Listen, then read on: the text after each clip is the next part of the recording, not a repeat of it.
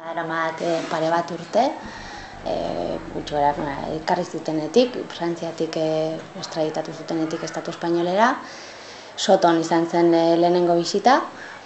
eta ikusi duguna, behar izan duguna behaekin da, oso nahaste psikologiko larria daukala, gehien bat eraginduta bizi izan duen baldintzengatik, gehien bat Frantzian nola tratatu duten, ze nolako maltratua egin dioten gartzeletan, eta kunda pila bat egin zioten urtebeten, 15 kasi gartzela egon zen urtebete horretan.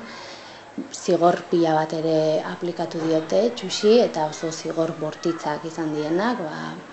kunda guztietara amordazatua bezala eta estalita eramaten zuten, esposatuta, eutxita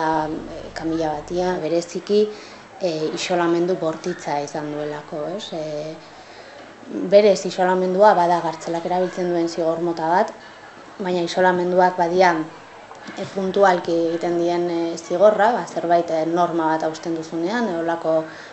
borrokaldi bat egiten dutenean, aplikatzen diete horrelako zigorra, isolatzen dituzte, baina berez Nazio Batuak esaten du 72 orduko baina isolamendu gehiago bat, tarte hori behin pasataia tortura batean bilakatzen dela zigor mota hori, Txusen kasuan 5 urte izan dira, isolatuta egon dena, ikaragarria denbora da, oso luzatu diote zigorra,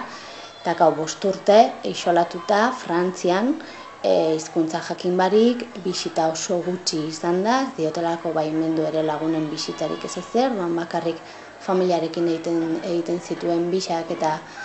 bere emaztearekin, baina oso gutxi izan dira ere, 1000 eta piko kilometrotara zeolako, eta horrek bakigu dispertsioak ze oztopo jartzen dituen gainez. Eta orduan hortik hasi zen pixkat bere nahaste psikotikoa garatzen. Nahaste psikotiko bat berez paranoietan dago oinarrituta, eta paranoiak badia asko zerikusia dakatenak mesfidantzarekin, jazartua sentitzearekin, edo pertsekuzio batean egotearekin. Hori kanpoan izaten bada, errezago da lantzea eta tratatzea horrelako gaixotasun bat, baina horrelako medio batean, gartzela bezalako medio batean berez, mesfidantza handia dagoen leku batean, jazarpen handia suposatu dion leku batean, eta etengabeko zigor horiek jasaten duenean, paranoia horiek ere bilakatzen dira zure mundua. Zerikusia handia duelako bizitzen ari zaren errealitatearekin. Orduan azkenean gertatu zitzaiona txuxi zen momentu batean tope egin zula, ezin zula aguantatu, bere burua ere ezin izan zuela kontrolatu, eta saiakera bat egin zuen, zainak mostearen bitartez, ez da hain argi bere buruaz beste egin nahi zuenik, ala ihes egin nahi zuen, izaten nahi zuen jasarpenengatik pentsatuta norbait kalte egingo ziola. Hortik oso gutxira trasladatu egin zuten, Sotora, eta ordutik gabiltza etengabeko borroka batean gartzelekin ez diote asistentzia egoki bat ematen. Berari bezala beste 11 presoei, daukagun arazo larriena gartzelan da asistentziarik ez dela betetzen. Adibidez, tratamenduak ez diete ematen badiete ere batzutan pilula batzuk ematen dizkiete, eta ez dakit ez da zer dien hartzen dituzten pilula horiek, froga pila bat behar izaten dira eta ez diete egiten beharreko frogak, orduan ere diagnostikoak ez daude egokituak, ez dira diagnostiko onak. Askotan luzatu egiten diote ikaragarri behar dituzten frogak edo ebakuntzak, pertsona bat egon daiteke 2 urtez ebakuntza baten zai, eta heltzen deneako momentua agian ez da hasieran behar zuen ebakuntza mota hori, baizik eta bikoiztu egin da arazoa eta beste ebakuntza mota bat behar du. Txusen kasuan,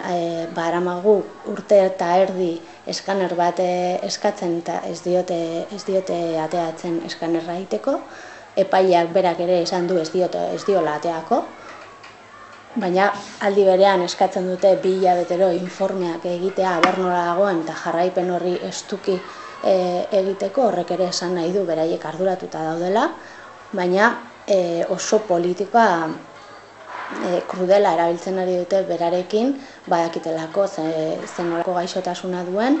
ez diotelako ematen behar duen tratamendua, ez diotelako egiten behar dituen frogak, eta mantentzen ari dute gaixo bat ilegalki gartzelan.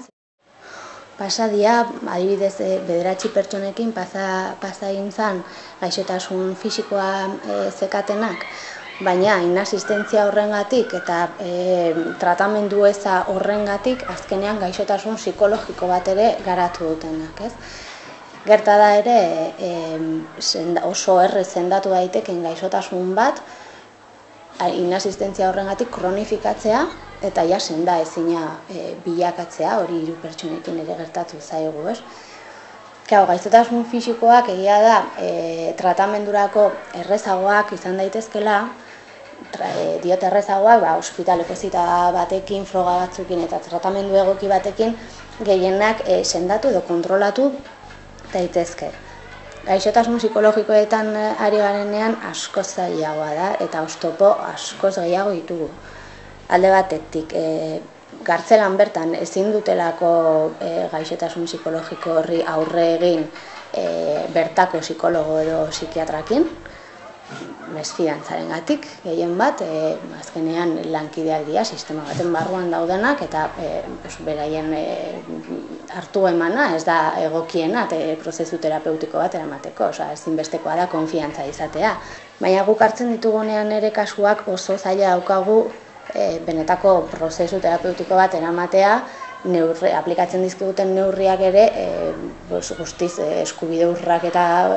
pila bat suposatzen dutelako, ezin dugu euskeraz hitz egin, pertsona bat daukagu presente gutxi gora bera hemen,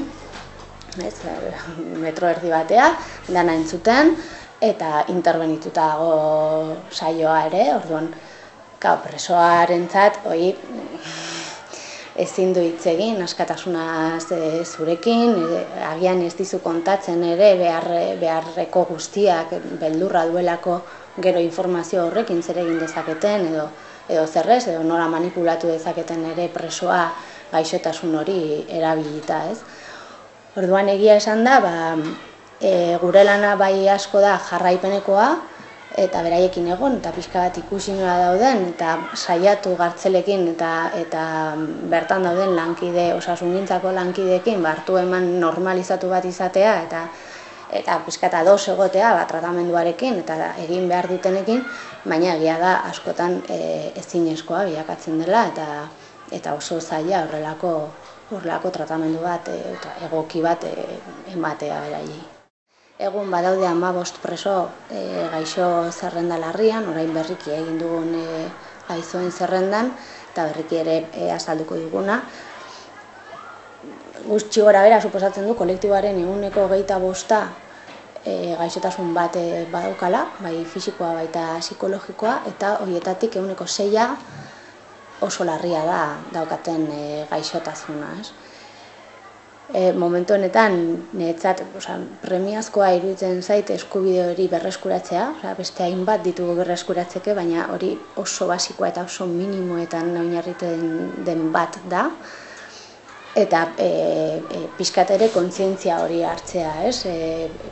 nola bizi dezaken preso bat gaixorik egon da horrelako neurriekin bere gaixotasuna barruan, bere ze ezintasuna suposatzen dion, ze antxietatea suposatzen dion, etengabeko krudeltasun hori bizi beharrak, eta sentitzea ez dizutela kasu egiten sikiera gaixorik zaudenean ere, horrek asko markatu dezake, bai presoa baita familia ere, eta impotentzia ikaragarria sortu dezake, jendartean eta gure herrian berez. Momentuan, ni uste dut daukagun borrokarik importantena agian hau da, preso guzti horiek legala den bezala eta dagokien eskubide guztien jabe etxean egotea. Etxean egotea eta hor tratamendu egoki eta estu bat eta jarraipen estu bat izateko aukera izatea. Denbora luzez mantentzen badia horrelako egoerak eta horrelako inasistentziak, gaixotasun horiek ere okerragora joko dute, kronifikatu egingo dira, beste gaixotasun batzuk eragin dezakete, eta azkenean sumaixige bat da, non gero eta zailagoa da tratamenduak eta benetan sendatzea, ez daukaten gaixotasun horiek. Hoberena, idealena da legea betetzea eta beraiek etxean egotea, hori izan behar da konponbiderik naturalena, berez. Eta hori ez dagoen bitartean, bai saiatzea behintzat eskubide batzuk errespetatzea, psikologikoki konfidentzialtasuna eta intimitate eskubidea errespetatzea, gure bisitak egiten ditugunean, hango medikuak ere kontzientziatzea medikuak direla eta segurtasun neurriak inoiz ezin direla egon behar medikuen gainetik. Hor mantentzen diren bitartean behintzat asistentzia egoki bat izatea eta tratamendu bat izatea. Egun oraindik ez dakatena. Eta horretaz gain, noski, helburua izan behar da preso horiek etxean egotea. Beste mundu bat. Beste mundu bat. Zuk ezin dezakezuna kasi ezer erabaki. Guztiz menperatzailea den sistema baten barruan egokitu behar izatea. Dena kontrolpean dakazula, gauza txiki-txikietatik handietenara joz, identitate afektiboa, adibidez, o sexuala, noa kondizionatu dezaken zure bizitza esparru guztiak, errealitatearekin daukasun deskonexio guzti hori, kontrol hori eragiten duen buruan zintasun guzti horiek eta impotentzia guzti horiek eta zentzu pila baten galera. Azkenean zure gizatasun guztia suntzitzea eramaten duen estrategiak eta neurriak aplikatzen dituzte kartzeletan eta guztiak daude diseinatutak gizatasun hori suntzitzeko, bai elikaduran, bai ordutegian, bai kundetan, bakoitza badauka bere helburu zehatza, suntzitze prozesu horretan, eta pertsonaren arabera ere da, eragina mota, eta batzuengan bagian resistentzia gehiago daukate, beste batzuk ez, baina argi dago efektu guzti horiek, efektu psikologiko guzti horiek eta zelako eragina izan dezaken horrelako medio batean bizitzeak, deitu albazaio bizitza horri ere, luzatzean denboran azkenean zu bilakatzen zara pertsona batengan, non zure bizitzaren erdia horrelako medio batean bizi izan duzun, ez da bakarrik orduan daukazun eragin guztiak, kartzelan egon daukasunean guztiak, baizik eta horiek gero zure ganatuta nola demontre egiten diozun aurre geroko errealitateari, beste mundu honi nola egokitzen zara behin ja zentzu eta galera eta efektu guzti horiek jasan dituzunean. Eta agian hor dago gure egin behar ere importantena, pixkat bi mundu hauen arteko zubia ondo eraiki, ondo komunikatu gure artean, ondo empatizatu, saiatu ulertzen zertarako egiten dituzten guztiak, eta saiatu horiei buelta ematen, badakit oso zaila dela, baina ni uste dut zubi hori eraikitzeko guztiak badaukagula zer egiterik, sikiera bestearen paperean jarrita.